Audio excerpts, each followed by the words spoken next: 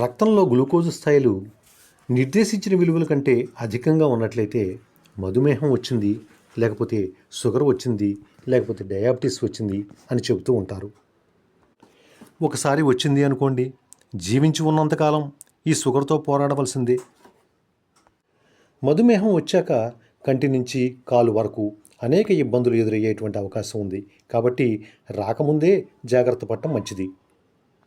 సాధారణంగా రక్త పరీక్ష చేయించుకున్నప్పుడు మరీ ఎక్కువగా ఉండకుండా బార్డర్ లైన్లో ఉన్నట్లయితే, లేకపోతే కొద్దిగా ఎక్కువగా ఉన్నట్లయితే వైద్యులు దాన్ని ప్రీ డయాబెటిస్ అని చెప్తూ ఉంటారు. ఈ ప్రీ డయాబెటిస్ లక్షణాలు ఉన్న వాళ్ళ సంఖ్య మన దేశంలో ఎక్కువగా పెరుగుతున్నట్టు తెలుస్తోంది. ముఖ్యంగా యువత కూడా ఈ సమస్యను బారిన పడటం చాలా బాధ కలిగిస్తోంది. ఉదయాన్నే పరగడుపున 100 నుంచి 120 వరకు ఉన్న,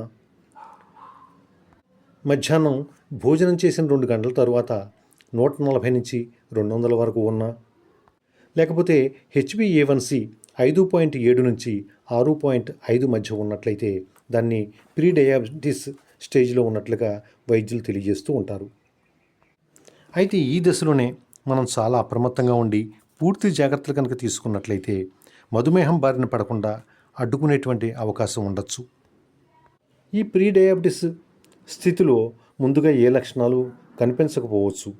కేవలం పరీక్ష చేయించుకున్నప్పుడు మాత్రమే బయటపడేటువంటి అవకాశం ఉంది. అందుకనే ఆరోగ్యవంతులు కూడా అప్పుడప్పుడు ఈ రక్త పరీక్షలు చేయించుకోవడం చాలా మంచిదని చెప్పి వైద్యులు తెలియజేస్తున్నారు.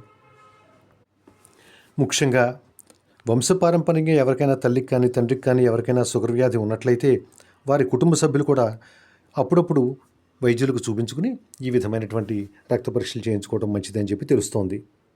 ఒకవేళ ఈ ప్రీ డయాబెటిస్ కనుక లక్షణాలు కనపడినట్లయితే వెంటనే ఆహారపు అలవాట్లు మార్చుకోవడం, జీవనశైలి మార్చుకోవడం చేయాలి. సరిగా వ్యాయామం కూడా చేయాలి. ఈ ప్రీ డయాబెటిస్ కనపడినటువంటి వాళ్ళలో సుమారు 70% మందిలో భవిష్యత్తులో షుగర్ వచ్చే అవకాశాలు ఎక్కువగా ఉంటాయని చెప్పి వైద్యులు తెలియజేస్తున్నారు. ఈ స్థితిలోనే మనం చాలా జాగ్రత్తగా ఉండాలి, లేకపోతే షుగర్ ముప్పు పొంచి ఉంటుంది.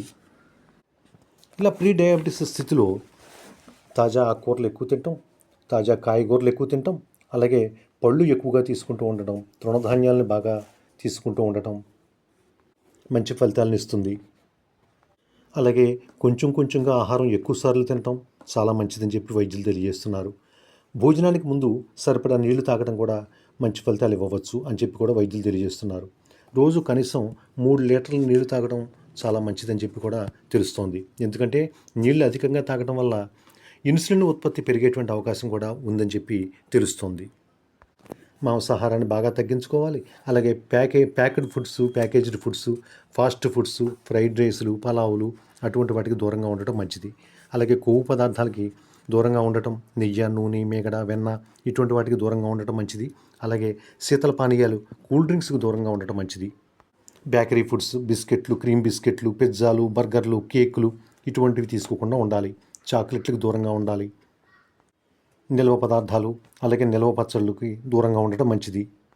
చక్కగా నిద్రపోవటం, తగినంత నిద్ర కలిగి ఉండటం కూడా మంచిది. నిద్రలేమి సమస్య లేకుండా చూసుకోవాలి.